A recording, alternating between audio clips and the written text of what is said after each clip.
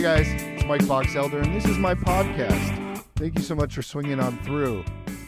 I mentioned last week I started a Patreon, so I want to shout out my first two patrons. Justin L., thank you for listening. Andrew Kirby, thank you for listening. If you want to support the show, go over to patreon.com/BoxAngeles. I'm going to host all the previous audio archives there, and I'm open to doing more, so go over there and let me know what would make you become a Patreon, like my self-only podcasts or Q&As with the guests, whatever could make you become a patron. I'm open to the suggestion. If you don't want to pay for the show, though, the best way to support me is go over to the YouTube channel and subscribe, boxangeles.com/YouTube. If you're not already subscribed, please do. If you're watching this video, it's super easy to subscribe. I'm pointing down because it's down here somewhere. Just click subscribe. Somehow I want to get to 100,000 YouTube subscribers. I'm very far away, but I'm curious if I can get there. And to do that, I need you guys to subscribe, so I really would appreciate it. My guest this week, though, is casting associate Josh Ropiequet. This is why actors come and listen to this podcast. This is the meat and bones of the process. Josh got into it. He's very open about his day-to-day, what actors should be doing, what they shouldn't be wasting their time with. He was really forthcoming with this information, and we really got into it, so this is a really great episode. Just to be clear, you know Josh from Lowry-Johnson Goldstein casting, which currently he's working on Yellowjackets, the critically acclaimed show on Showtime. He also worked on Truth Be Told on Apple TV Plus recently. This is a really good conversation. I don't want to oversell it, but I do think if you're an actor listening to this, this is really valuable information, so I think you're going to get a kick out of it. Feel free to share it with anybody you think this information would be useful for. But without further ado, I give you... Hey guys, I'm Josh Ropiequet, casting associate and occasional casting director with Lowry-Johnson Goldstein. Josh, thank you. I'm so excited to talk to you. So excited to talk to you. Josh, fun fact, we had this scheduled for March 2020. Do you remember that? I vaguely do remember this now. Yes, that is ringing a bell. We had this scheduled for March 2020, and then you emailed me and you're like, I assume we're not doing this?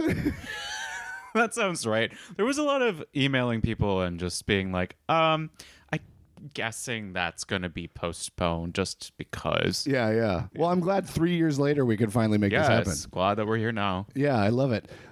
First thing I want to ask you, because I've had a number of casting directors on my podcast and associates and stuff, and I'm always curious, how did you end up in casting? Like, was this something you always aspired to do? No, God, no. I mean, I feel like I know very few people who actually start off wanting to be in casting. There are a few, mind you. Like, there are people who, like, from a young age are like, yes, I want to be that person behind it all, and have seen Casting By for whatever reason.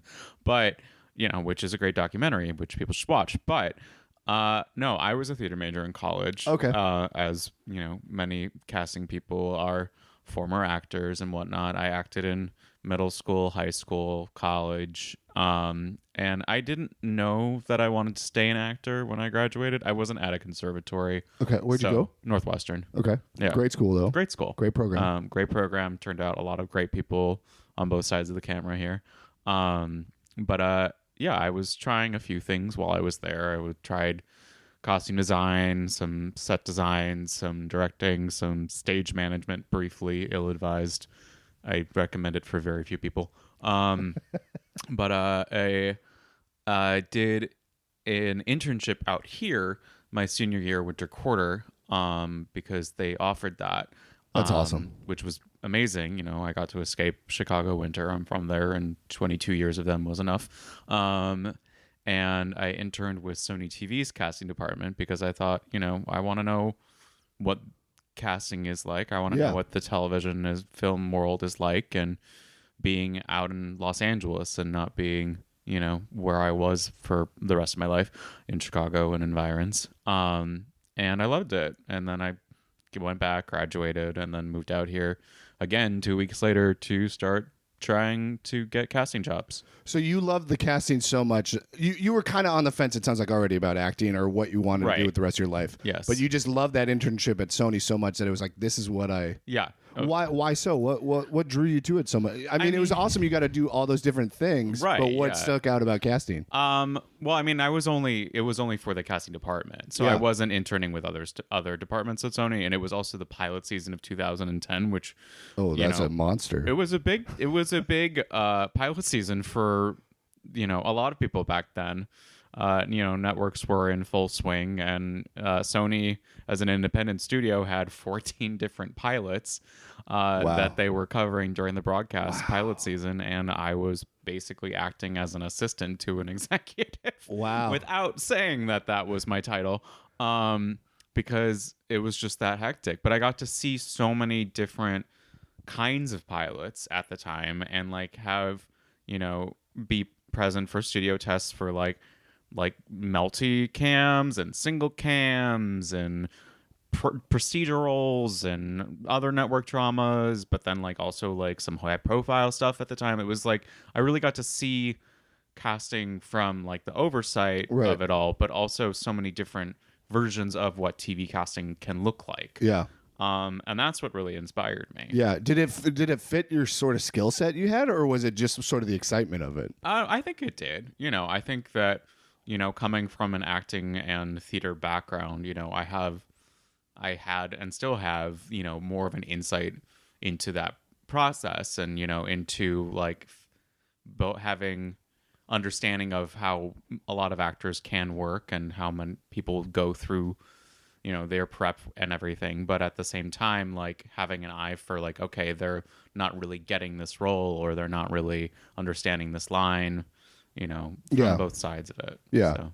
Speaking of that eye, what do you think makes a good casting director or a casting associate? Oh gosh. What is it about that eye? What I always equated to fitting pieces of a puzzle together, right? Yeah, I mean, it really is that. I mean, it is finding an ensemble that all work together, but also, it's more important first that you're really finding someone who in the role touches a certain part of themselves that really they can bring it to life no one else does. Right. I mean, obviously that's not going to be everything, but for the leads of shows and series regulars, and really seeing how it is on the page just come alive in a dynamic fashion like nobody else can capture. Yeah. Obviously that's not always how it goes, but I think that's first and foremost. And if the actors are really understanding their roles, then the ensemble will be there. Right. We are making the pieces of the puzzle, sure, but each piece has to be its own strength and have its own, heft to it. And I'm trying to think of the right words, but magic. They each have to have their own magic in order for the puzzle to work. So it's you're not necessarily saying oh well, so and so wouldn't go with so and so, but they're really great and they do this take on their character like nobody else, and it's well, if their take on the character is that magical, then it should make it work somehow. Yeah. How much is memorization important to you guys? I know we have to memorize on the acting side, but right. I've talked to other casting directors that are oh, I know who I'm thinking of, but I can't pull their name. Right. They're going back through their mind eye of previous auditions, and they just is that recall super important and sort of that administrative side of it? It can help a lot, when we're coming up with people to, come in to audition or tape, I should say, in these days. It there are a lot of times where it's oh, I need to. It helps a lot to have those documents and those records of be okay, well, I had a session on a role that was similar to this, and I remember this one person, and I know what their face looks like, but it's not quite landing in this in particular instance who they are, but, and then you look back and you're oh, yes, of course. But, it does help to have that more immediate brain recollection just in terms of how many actors we know and how many actors are out there these days. Yeah, it's gnarly. So I think being able to have that information come to the brain surface a little bit faster does make a difference. So So back to your start, did you move here and immediately find casting work, or did you have to sort of grind a little bit? I was bopping around doing interviews at various places for a hot minute. I didn't really want to be an agency assistant, and I never did. Yeah. But because I know a lot of people do go that route when Sure. they first move out here, just to wear the many hats and whatnot, which isn't exactly how it works, is what I've discovered over the years. But you know, I did interview a lot of places, and then I eventually found what was going to be another casting internship, but then 24 hours later they found out that they can't have interns.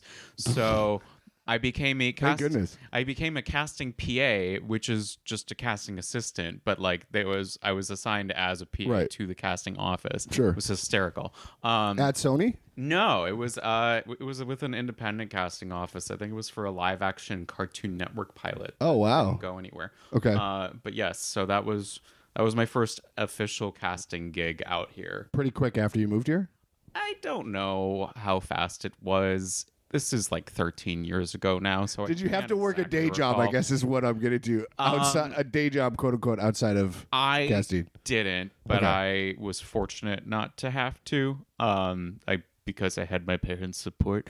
Nice. You know, like these things make a difference. Yeah. I can't lie. It was a privileged situation, and that's just how my life, you know, was at the time. Right. But no, I think once I got that first piece of the puzzle, so to speak, in, you know, the first casting assistant job, it was easier moving forward. Because sure. I interviewed with a lot of casting places, but it was like, oh, well, you haven't done this paperwork and this sort of stuff, because I was on the studio side and not in the trenches. They like different paperwork was needed when you work with a casting office than versus when you're with a studio or a network. Yeah. And it was like, oh, well, you haven't done deal memos or cast lists, and it's like I had people helping me from casting offices that I interviewed with to try to find other casting jobs. Yeah. But I think it was because I hadn't done those things, even if they liked me and maybe wanted to hire me, it was easier for them to be like, to narrow down Yeah. who they were actually considering, because Yeah. I could have just lied. It's one of those said that I keyword did. things that the resume Right. scrapers. Yeah, like, oh, have you, negate, have yeah. you done cast lists? Have you done deal memos? Have you done, contracts? And I'm like, oh, no, I mean, I've seen them, but It's I have kinda never how- generated them. It's kind of how we view improv on our side. You guys Right. just scrape for improv, so all we got to do is mention improv. I mean, I don't look for improv. Certainly not with my shows. I hope but- to God most people don't anymore, because it's clear. No, that is not. I mean, certainly not our realm of That's TV. funny. So how long have you been with Goldstein or Lowry-Johnson Goldstein? I will have been with them for 10 years. Oh, that's in incredible. December. That's great. So I guess 9.5 at this point. That's Yeah, awesome. Which is crazy. That's so cool that you can get in somewhere and have such a steady. Yeah, I steady mean, gig. it's hard to do in casting, Yeah. I will say. It is. I am lucky that I was able to do that just a few years into being here, because, I know casting people, and I was with casting offices at the time that it was very project to project. Right. I was an assistant at a couple of places where it was like, okay, well, we're working on this for X amount of time, but then here's a hiatus because we don't know when the next job is, and that's how it can be. Yeah. For a lot of people, and I consider myself fortunate to be with an office that is prolific and does, Constantly work. have an ongoing work situation for me. Actually, now let me ask you that. How much are you responsible at all for bringing work in, or are they strictly just negotiating that and you're? It's really them. Yeah. I do side projects with their approval, of course. So I can bring in a couple things for myself here and there where it's just like, oh, I'm doing an indie film and I'm just Under their umbrella? it's really just for me. Got it, okay. It's not their names aren't on it. It's Right. what I'm saying. Right. But it's like, here's a short film that somebody's asked me to cast. Oh, is that all right? Yeah, go for it. That sort of stuff. Here's Yeah. an indie thriller, or here's a little, ultra low budget something.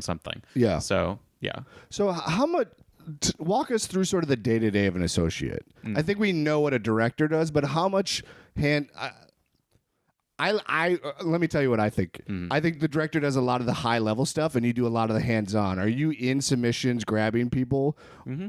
Yeah. So you're doing a lot of sort of the yeah. I mean, lower hands on stuff, grabbing submissions, looking at tapes. Yeah, we're a more collaborative office because there's not that many of us. It makes it like we. Looking at what we do, it may seem like we're a big office, like 10 people or something more. I don't know. UDK is gigantic. I like those kinds of places. Yeah. But we're 5 people. Oh, I didn't even realize you have 2 other associates. No, so it's Junie and Libby. Yep. And then one other associate, Sam, and then we have an assistant, that's it. That's all of us. Okay. So it's not like we're this gigantic office. So it's a very collaborative effort for all of us. Like, we'll talk through like, I'm going to go look at this role submissions. Do you want to handle this ones? Or I've looked through these, but can you look through them again to make sure I haven't missed anyone? And, okay, I'm going to click some people to possibly set up, but whittle down who you want to do. So there's a lot of that back and forth. And, especially because I have been there so long, it is very much... we're all working in tandem. Yeah. And you know what they're looking for and what they expect and stuff. Right. Okay, so like run me through like an episode. You guys work on Yellowjackets. Run me through an episode of Yellowjackets. Like you get episode 10 of season 3. Right. You got 4 guest stars and 3 co-stars. Mm-hmm. Who's putting out the breakdowns? Who's going through the submissions? Who's looking at self-tapes? So I would say, we'll send the script to breakdown to you, come up with the role descriptions that we then send to the producers. Wait. Sorry, they come up with the Breakdown Express writes role descriptions. Oh, I didn't know that. Yeah. They have writers. That's actually like on their staff. They have writers on their staff. I did not know. Yeah. Okay. I mean, it's not all the time. Right. Sometimes like the producers will be like, "Oh, here's the description we want to use," or we'll come up with it because we have to move quickly and Got it. we can't wait for Breakdown to get back to us with a description. Crazy. But okay. I'll send the script to Breakdown and say we need these roles. Yep. Here's the header information. Can you send it back to us? And then we send that to I'll send that to the producers. Say, do you have any notes? Okay. Incorporate the notes. Okay. Send to the studio. Sign off for notes on just the breakdown stuff. Oh yeah, that's a whole process. Okay. Yeah, everything has to be approved. So that's crazy. I thought you guys had a lot more leeway early on. No. Wow. Okay. I mean, we have. It's usually more straight. It ends up being fairly straightforward on most things. Like once you're into guest stars and co-stars on an episode, they don't care as much. Yeah. It's not like there's a lot of back and forth. Producers may still change some things, but right. The studio and the network by that point are in the rhythm of it all. Yeah. So it unless there's a major disagreement about how people see a role, which can happen. But for the most part, it's like, okay, send to the producers, get their notes, or no notes. Okay, looks good. Send to the studio, get their notes. Okay, it's approved. Send to the network. Do they have any notes? No. Okay, it's approved. Great. And then we can release it. Yeah. Yeah. So then you release it. Then we release it. You start getting submissions right away. Are you looking at the submissions as they come in? Are you waiting to the deadline to look? Because we're always told get them in early. Right. I usually, in terms of, so like the submissions for who to tape or the tapes themselves? What do we both. I want to know about it all. I want to know how that casting sausage is made, baby. So submissions, I'll wait. Unless we are in like a rush situation on a co-star or a guest star for a particular episode and it's moving quickly, I'll tend to wait like a day or so. Okay. Maybe a day and a half for agents to get themselves together and put in who they want to submit, because sometimes, assistants can be slow, and I understand, and sometimes agents aren't paying attention and I have to call certain people, hey, you haven't submitted on this. Do you want to? Do you do that every time? No. Why? What makes you reach out to certain agents for submissions? Well, because there'll be certain agencies where I'm like, okay, they have people that I am interested in setting up. Like, I know that I want to set up like people for this role that they would represent, but I haven't seen a submission from them because somebody isn't on top of it. Wow. And that happens a lot. I don't know about a lot. Okay. But, it's not frequent, but it's not infrequent either. Yeah. Is what I would say. Okay. Yeah. This is good stuff. Okay. I mean, there's a lot of things coming across people's desks at the end of the day, and I understand. Yeah. You know. So you wait a day to look at submissions. Mm-hmm. You get, I don't know, 10,000 submissions for a guest star? Sometimes it feels like it, but I think we've had close to that on a few. Certainly when we were put out the new recurring guest stars. Oh, my keys just fell out. The new recurring guest stars for season 2 of Yellowjackets at the beginning of the season, when we put those out, the first 3 out, I think there was like 7,000, 8,000, and 6,500 respectively. Gnarly. So yeah. Does it? Sorry, this is. I'm asking. You're giving me a lot of great stuff, and this is great. Do you get less submissions the more? Like, does a lead get way less submissions than a co-star? No, it's the reverse. Really? Oh yeah. I mean, okay. Fascinating. Actually, I always thought it depends. It depends. Some co-stars will get like an insane amount because they will be a lot more open. You know, like certain co-stars where it's like they don't even list like what gender or age the part is, and I'm just like, can we get a little bit more narrow, a little more information here, maybe, just so that it's not everyone and their mother's submitted, you know. But so there can be. The mom's gonna get it, by the way. Huh? The mom. You said everyone and their mother. The mother's definitely gonna book it. I mean, some of them do. Yeah, you'd be surprised. But yeah, no. I mean, it's a lot of.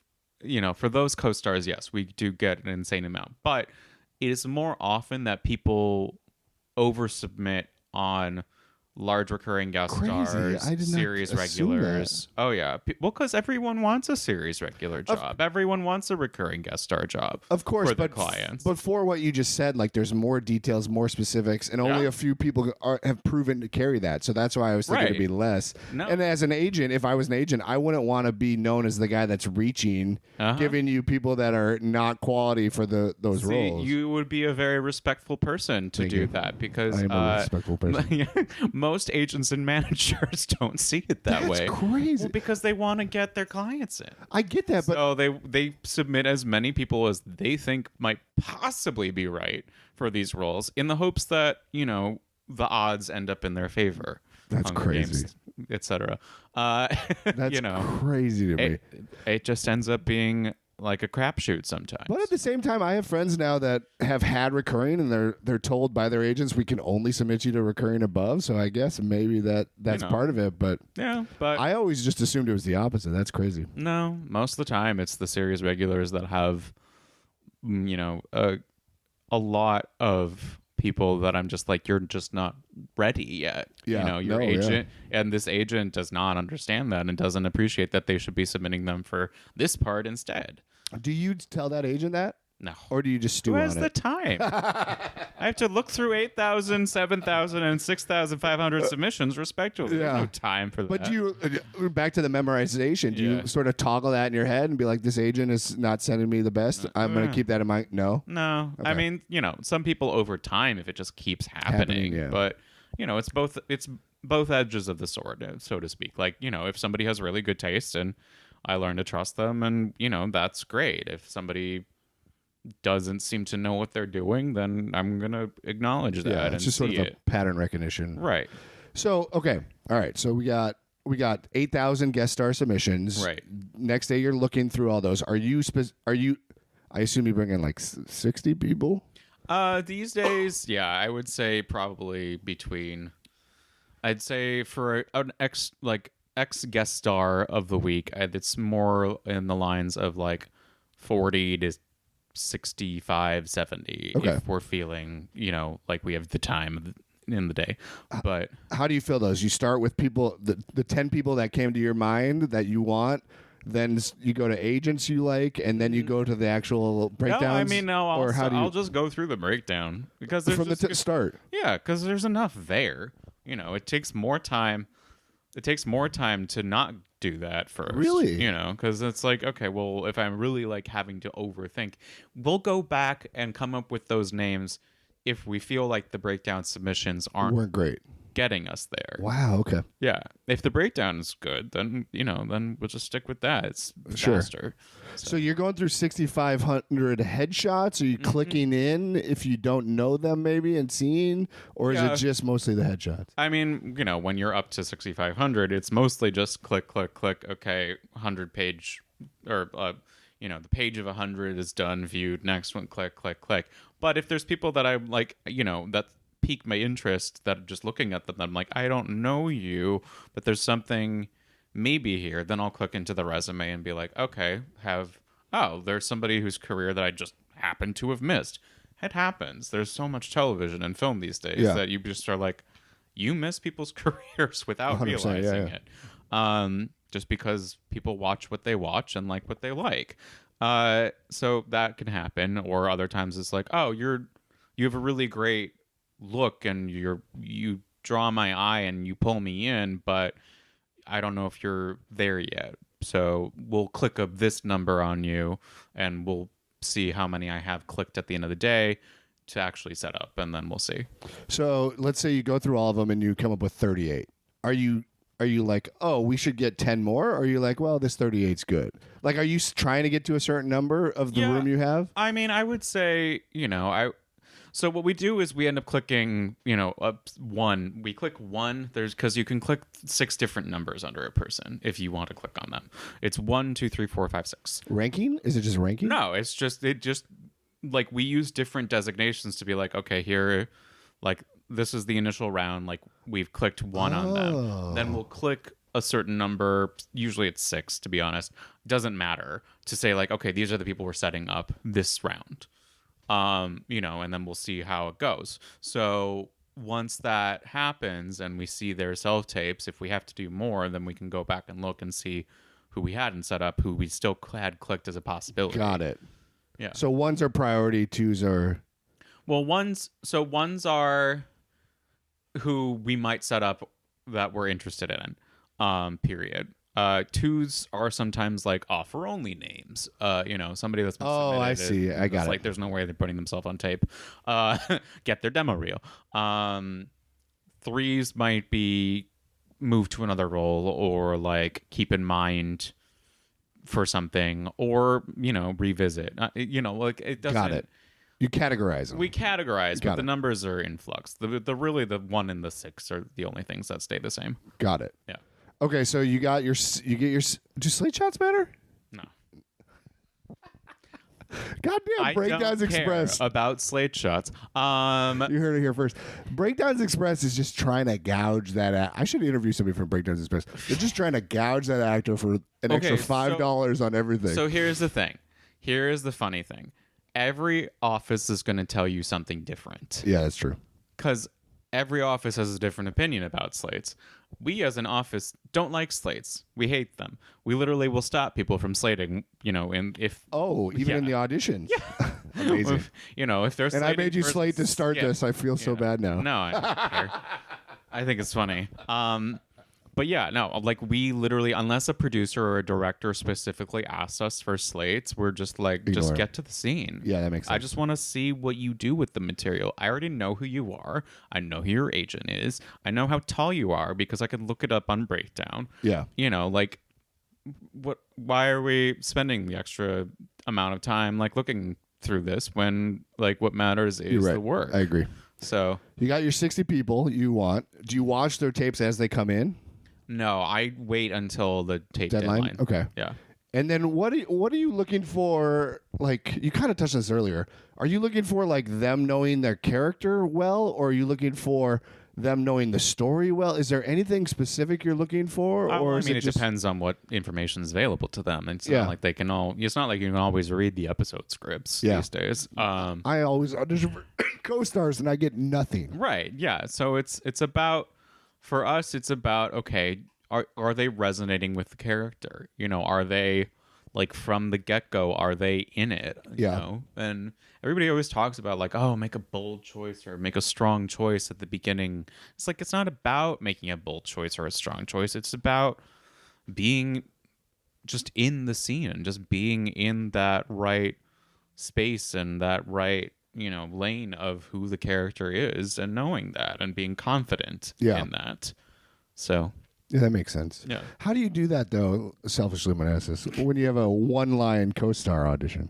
Well, okay, with those I think that it doesn't that one it's more just like I literally will tell people you can do 5 different takes of a co-star line if you have one line on the same clip.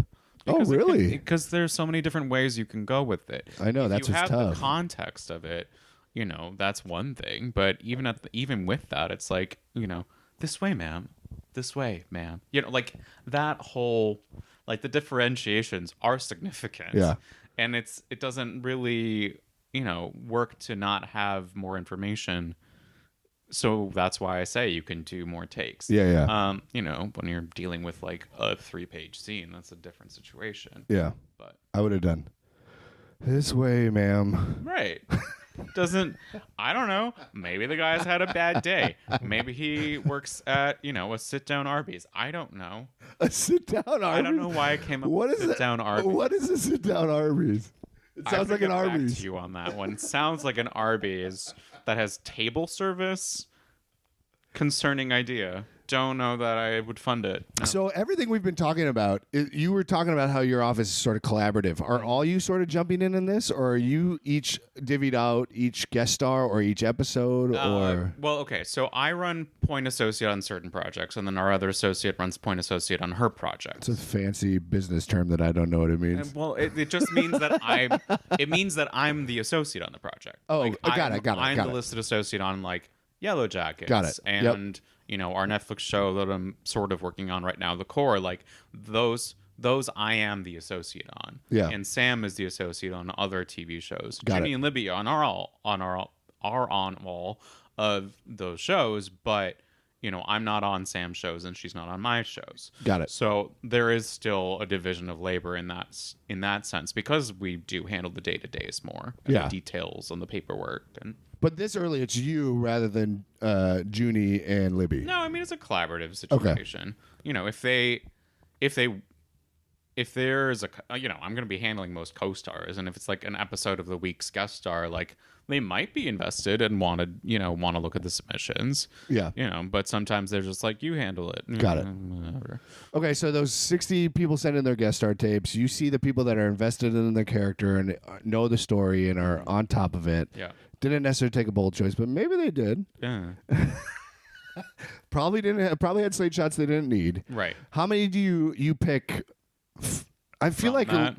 What's that? You mean how many tapes do I send on from that? Yeah. Well, I was gonna say you probably don't do a lot of with self tapes. You're not doing a lot of callbacks, are you? For that co-star guest star? No. No. So you're probably if it's a co-star or a guest star these days, we haven't really had situations where callbacks have been needed. Yeah. For recurring guest stars, people have been more likely to do callbacks at the end of the day. Yeah. But it still doesn't always happen. When I cast season 3 of Truth Be Told on Apple, we didn't do a single callback the entire season. Wow. We just cast directly off tape. Yeah, So, I love it. So how many are you sending on then from the 60? It depends. Sometimes it's like 15. Sometimes Really, that it's- many? Yeah, I mean, if we feel good about the work and we feel good about sending the tape on, then it can be as many as we want. It doesn't. Yeah. And we'll send like our favorites first, but if they want to see more, then we at least have more available. Why So, they would want to see more than 15? you'd be surprised. Really? That's Certain fascinating. producers want to feel like they've seen who is out there. But why? That seems so counterintuitive to me. Why would they even hire you then? Like they can cast at the fuckers. Because So- they have the time, right? Yeah. So what's the normal thing? Like you said on 5 maybe probably normally? No, not never 5. Oh, it's 5's always too few. more. Yeah, it's at least Oh, 10. wow. Okay, It's so at you least 10 per roll That's every time. I did not realize that. So you send on 10 and then they sort of do you say this is sort of our favorite? We've seen them before? We don't. No. We will, unless there's somebody who we feel really, really, really passionately about, or be like, pay special attention to. Maybe we'll do that, but a lot of the times we don't want to we want them. It's their choice at the end of the day. It's Yeah. their show. We are servicing what their show should Their vision, be. yeah. So, we will arrange the link in a way where our faves are positioned in a certain order. They're not first, but they're not, like near the end, then third or fourth or whatever. So, because it's How do you send them over? We either use a cassette link or a breakdown EcoCast link. Oh, they go into that. Yeah, but it's it's like a link that we generate. It's our side of how that all looks. Like we can do that. Got it. Didn't know that, stuff, but got it. Mm-hmm. For some reason, I always just pictured you guys emailing them, but that doesn't make any sense now that I think it is about an email. Like, right. No, I know, but I link. was just picturing like 6 self-tapes on an email or whatever. Oh, God, no. That's... Can you imagine? I never thought about it before. Right, that's the beauty of this podcast. That's too many... I mean, that's too many links in an email. No, yeah, it's a nightmare. Producers would be like, can you condense this? Yeah. Like, they want things as streamlined as possible at the end of the day to make it easier for them to click onto something and be like, okay, like I like these people. I'm getting the sense they never say we don't care. Just give us one. Very, very, very, very infrequently, if ever. I don't think that happens. I mean, sometimes like they won't know who they want at the end of the day, and they ask for more of our guidance, and that's when we jump in and say you should hire this person. Okay. And they trust us and they say okay, and that we go from there. But for the most part, they will still pick people no matter what, because they always have a vision in their heads. Yeah. So how often let me think about this from your perspective. You see the breakdown and do you immediately envision it in your head, or do you try not to do that? I do get some image in my head when I read the episode script. Okay. Because it still pops up, like knowing, especially if if it's not like the pilot and we're not casting everything. It's like, okay, so I know who's in the world with them. I know what this scene looks like. I know who they're talking to. I can generally see how it might look on screen. Who is this person to me? So like there might a fuzzy sort of, boundary begins to form, so to speak. Yeah, it's like how I imagine anyone would read a book. They read a book and sort of put a picture in their head. Yeah. So you do that. How often is that subverted with who you end up picking? Do you oftentimes get like, oh wow, this person has the vibe, even though it's not anything at all what I was expecting? Yeah. This person is giving me. Does that happen a lot? I don't know if it happens a lot. It happens from time to time. I generally know. End up thinking, okay, yeah, this is right. Like this feels right. There can be some left field people here and there, certainly, but at the end of the day, I feel like because the character, hopefully the character is well written enough that it is present in my head in that way. Yeah. So. Well, I ask because I feel like a lot of actors wonder if they can win a role. You know what I mean? If they can grab it and take it rather than just be chosen. Yeah. Like I talked to Jen Gardner on the podcast last week. She was a recurring on The Verge on Netflix. Right. And she said she went to the breakdown literally said like a onesie, and she went in with a leopard onesie or whatever.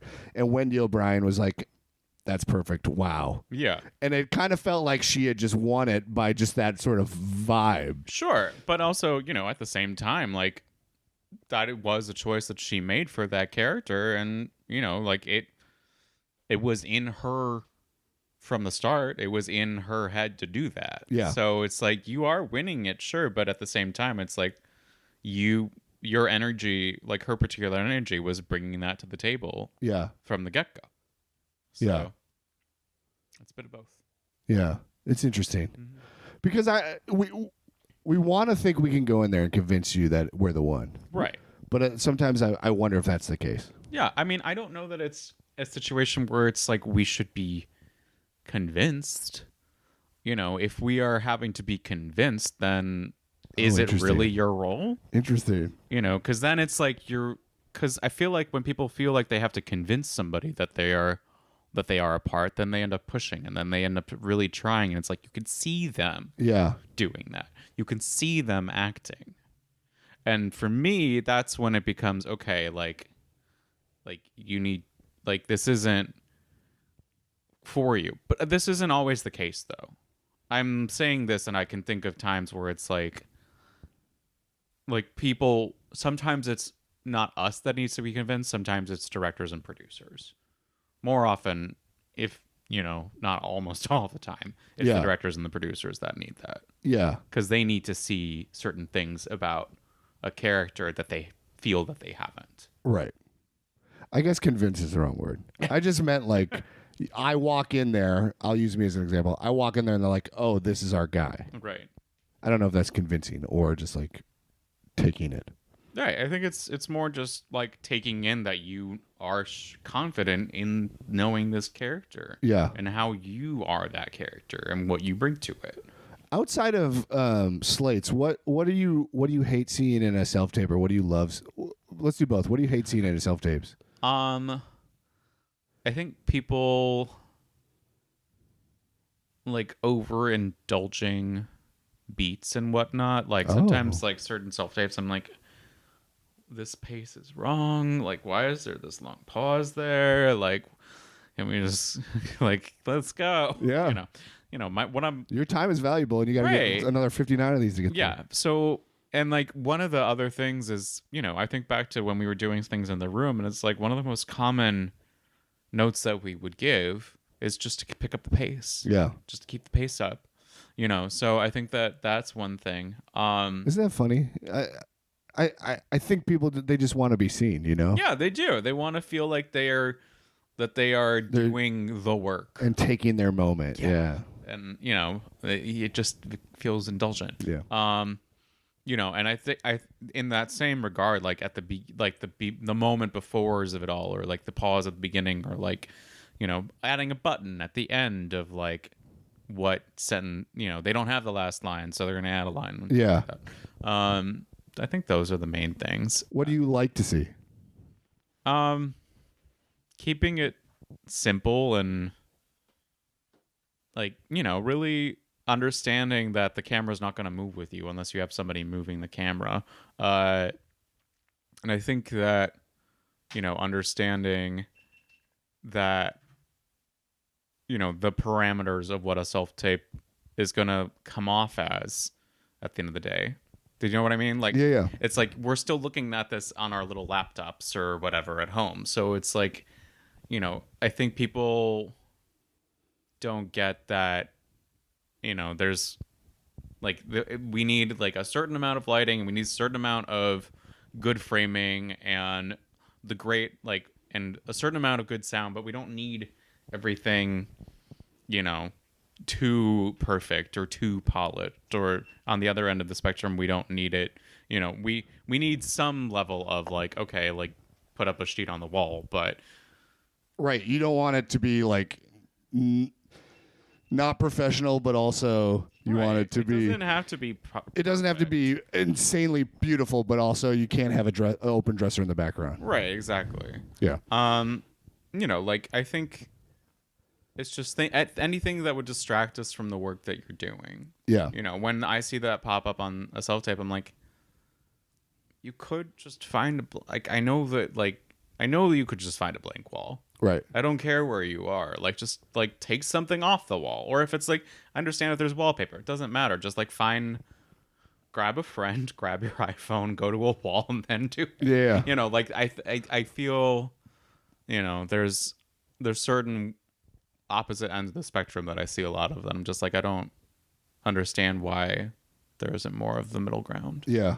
But do you like self-tapes? Are you happier with self-tapes, or would you rather people be in person? I feel like it goes people like both ways. I do like both ways. There is something about this change that has, like I miss the connection of in the room. I miss that whole thing, but I think that there is a lot more opportunity and a lot more visibility for people that I haven't gotten to see before because we have a limited amount of time in the room. Yeah. Like I've done in-person callbacks, and let me tell you, those take a lot of time. Yeah. And it's a grind. Since it's been 3 years since I had done them, and like having to do that in the room and seeing what an in-person callback or audition would look like and taking the time to do that, it the time management is just so different now. Yeah. For everyone. Yeah.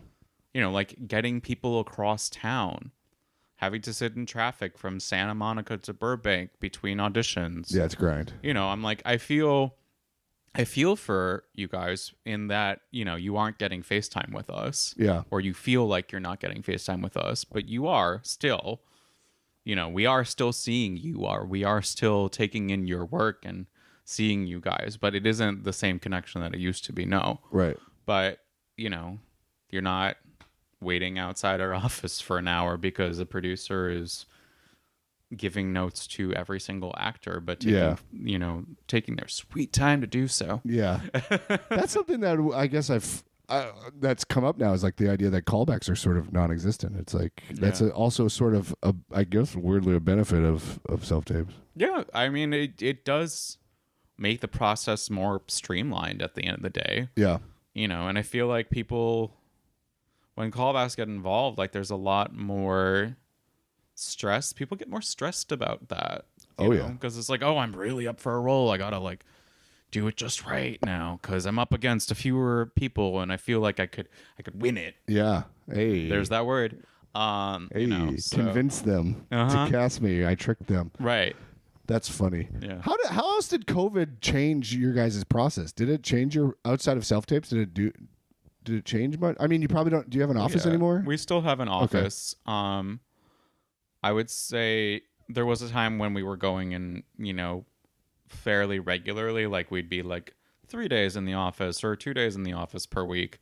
A couple of people at the office would go in every day. A couple of people in the office would go in fewer days. Just there would still be like a core, all of us going in because there was enough happening that we wanted to be able to feel like we were all on the same page. Yeah. And collaborating and everything. But like when things are slower, as they are now, it's we don't really feel the need to do that. We feel caught up and we are all, on the same page without having to schlep in, so to speak. Yeah.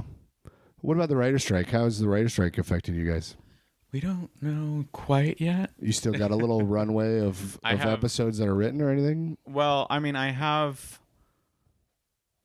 So the thing is, like, there are episodes written, but there's an ongoing discussion of, like, how much are we going to continue filming without rewrites and stuff? Well, yeah, like without a good number of our producers, including our showrunner. Like these are conversations I'm not a part of. I'm aware of that the conversations are happening, and that the discussions, have a few different possible results. But I think that so we're just sort of in a wait and see approach at the moment. We've had, I think it wasn't one of my projects, but we had one project that was in like early pre-production and they just stopped all work on it because of it. So it was everything already had shut down on it like the second that week. Yeah. But we'll see. I don't know. I think that it's going to be a very quiet summer for a lot of people. Yeah. So right now, are you working every day? Or did you guys reduce it a little bit? So technically I am working every day when I have work to do. Well, that's the thing. So the thing is, once you get into episodic work on a show that doesn't shoot in Los Angeles, which is the project that I have right now, there's only so much for me to cast. Right. Wait, which one is that? It's called The Core. It's for Netflix. But it shoots in New Orleans, so it's like I don't have to do all the daily co-stars and whatnot. I just have like these recurs or this guest star of the episode that I'm like, okay, I can see the people. The choice has been made. I don't have a schedule yet, so I just gotta wait. Or I have a schedule. I've made the offer. Okay, the deal is closed. I can generate the paperwork. But that's it at the end of the day. So it's not like I have something that I need to do. Right. Right. So it could be a vacation summer for you. Probably. Hopefully it ends soon, though, right? I don't know. I mean, I would like it to end soon, in A positive way for everyone. fashion, mind you. I would like the writers to get what they deserve. Agreed. And that hasn't happened. So Is there a casting union? There CSA, right? no, so we actually it's funny. Oh. We have a guild and a union. Okay. The guild is like, is great in the community. Like the casting community is the guild. It's like the casting society.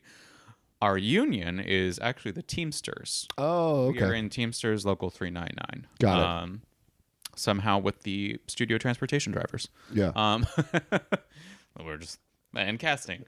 Hey. But yes, we are in Teamsters as a union. Got it. Mm-hmm. So how do you like to how can new actors be seen in your opinion? Like what's the best way for a new actor to sort of get in front of casting, get their work seen, stuff like that?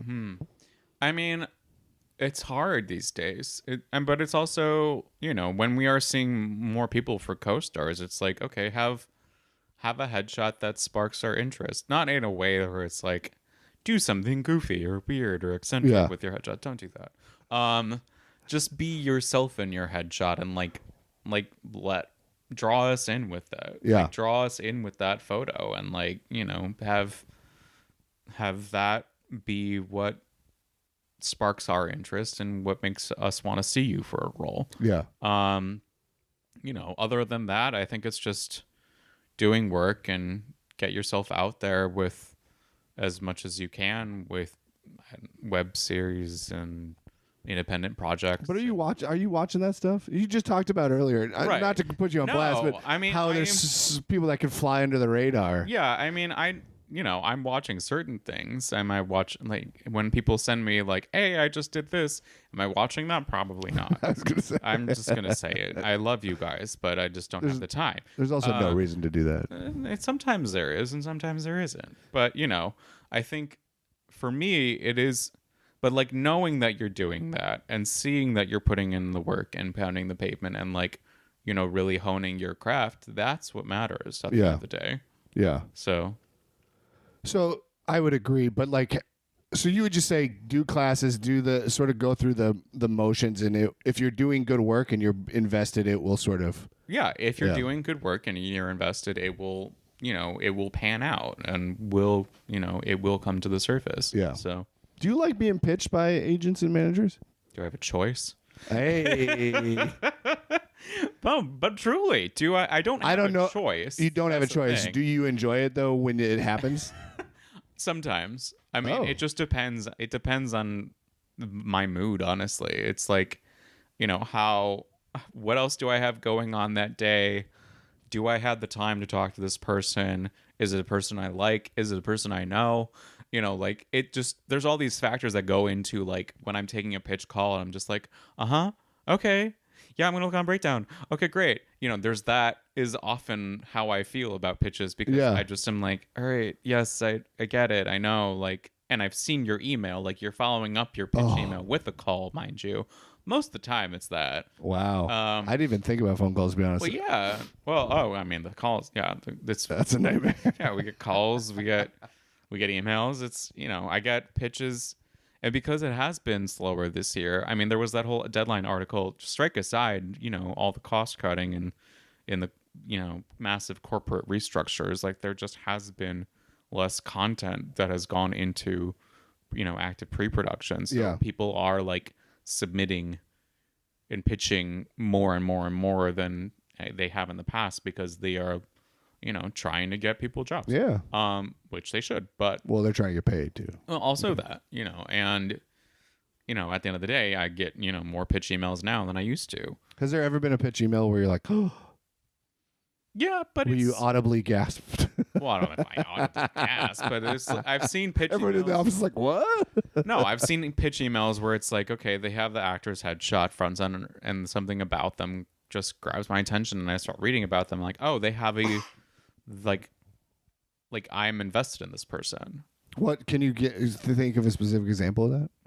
No. It's just related to what you were casting specifically normally? Right. Yeah. I mean, or just like they just interest me and like I want to know, I want to see what they can do. Sometimes it's like they're a really interesting, fascinating actor. Are they right for the role? No. But they are, something about them makes me want to watch them. Yeah. So You mentioned, you've brought this up numerous times, it's about time. yeah. Do you ever have a situation where you were like, maybe you guys are really cheering for this actor and you keep putting them in, you keep taking tapes and they just don't get picked? Do you ever like reach out and say, you're doing great, we're trying? Do you ever say stuff like that? I mean, I've had to respond with that sometimes. I've had agents or managers like call me and ask, I'm like, hey, been bringing this person a lot, but they haven't booked. Like, is there something they're doing wrong? And I'm like, no, it just hasn't been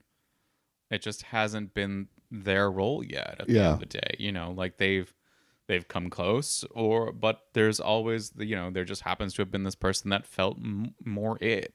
And there's a lot of those where I keep having to tell, I have a good number of actor friends at this point. It's like sometimes I just have to tell them, it's like you are doing a good job and you are doing what you need to be doing. Yeah. These are forces that are outside of your control. Right. There are a lot of, voices and, factors that go into who gets a role at the end of the day that have nothing to do with the work. Yeah. So, which we actors hate to hear. Yes, but I constantly remind you all of, because it's true, and that's what you have to keep in mind. If you feel like you're not, landing the job, then it's not because you're not doing what you need to be doing. Yeah. Well, it's just interesting because, like, I know you guys don't have the time, but at the same time, I think every actor would appreciate feedback. Right. And so is it fair to assume the best feedback we can get is you bring us back in? Right. Does that seem like yes? That seems like the most reasonable assumption, right? The best feedback is getting brought back in, because a lot of the time people ask for feedback, and I'm just gonna be like, they weren't the role, or they did a good job. Somebody else was more the part.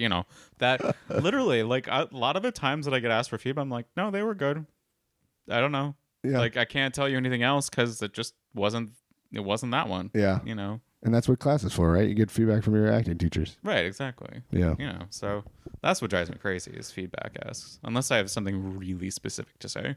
Yeah. Very occasionally. Well, I understand why they want feedback, because it's us sitting with our thoughts and we're like, should we have done this? Should we have taken that bold move? Should we have slated our name at the end? Yeah, and then it's agents asking like, okay, well, should I be still representing this actor? Oh, they do that? Sometimes. Oh my, agents are kind of needy, huh? They are very needy. But everyone in this industry is needy. Ultimately, we're all here in Hollywood working because we're needy people. Where are you needy? Tell us about what do you need? Oh, Josh, break it down. Tell us. I don't pass. What's the next question? You did good. That's really funny. How do you feel? We're at an hour. How do you feel? You got anything else in your mind? I don't know. I mean, is there anything else you want to ask? Let's see. I put a little cheat sheet on the screen. Did you see that? I did see that, and I feel like we covered. I think I hit them all. Most of it. Key to co-star. We did talk about workshops. Do you do cast? We did talk about numbers. Numbers was like how many submissions. Got it. Yeah. Well, casting. How do you feel? Speaking of like getting seen, do casting workshops work? Do you do casting workshops? From time to time, I do when I feel like I need to balance out my social life with more work. Because honestly, like, it is still work for me. Wait, how much do you get paid for those? Huh? How much do you get paid for those? For those? Yeah. I'm not going to tell you. Really? Yeah. Can I guess a number? Do you tell me over under? Well, part of the reason I'm not telling you is because it's like each place pays differently. I see. So it's not like one like it's not a rate. It's not a couple thousand. It's like a couple hundred. A couple hundred, yeah. At best, it's not. Okay. Well, got it. no, it is. It's usually around that, is what I would say. It's not. It's never like I'm making bank off of these. I love that you went from I'm not telling you to basically I got the answer. Yeah, you did, but it's not all the same is what I was trying to say. I get it. Yeah. But wait, how often do those, like when you go there, do you actually see people that you end up bringing in? I know that there's like the workshops love to tell stories of people that ended up getting brought in. No, and it does make a difference. Okay. When I am doing them, which is very infrequent these days. Yeah. I can tell you that a lot of people I'm friends with who run them are like, you never respond on my emails. I'm like, yeah, because you're working. Well, because I don't want to. That's funny too. I don't people people follow up on emails and I don't respond. That is like, I just don't. What am I going to say? Yeah. Why am I going to respond to something that I didn't actually need a response? Or if it did need a response, the non-response was the response. Fascinating. Yes. Did I follow up about this podcast? I think now I don't remember. I feel like I answered, actually. The thing about the workshop, so to me, is like, I feel like it's what you just said, though. You didn't say it explicitly, but it's the idea that you're probably busy working, and if you're not busy working, you might need more income, and then that's when you do the workshops. I don't think that's always the case. Not always, but I'm just like, if they're, I try not to do a workshop unless I look up casting about and see they're currently casting something. Sure. If they're not currently casting something, I'm like, I don't want to just be another. Right. You don't want to be someone that they are just like milling around. Yeah. I think that is important. Yes. Like I tend to do them. No, I do them when I'm always working, at least right now. Until the summer. I do them when I am working. Yes. I don't do them when I'm like feeling overworked. Right. But I'm always going to have something. Yeah. At the end of the day. So, it doesn't, when I do them, it's mostly because it's like, I feel like I have enough social free time and I have enough bandwidth. Yeah. To do that. Yeah. And it's like when I want my social time to be freer and I want to have this weeknight to not be watching more people's tapes or watching more people act when that's what I've been doing all week. You know? Like, I don't know. It's a good chunk of my Saturday afternoons or Saturday and Sunday mornings or they're long. Yeah. Like it go long. Yeah. I'm not like a 4 or 5 hour person, but I can it can get up there. So cool. Yeah. Anything else you want to talk about? Are we good? You feel good? I think I'm good. Cool. You have to end Slate now, unfortunately. This has been Josh Ropiequet, casting associate and casting director with Lowry-Johnson Goldstein Casting.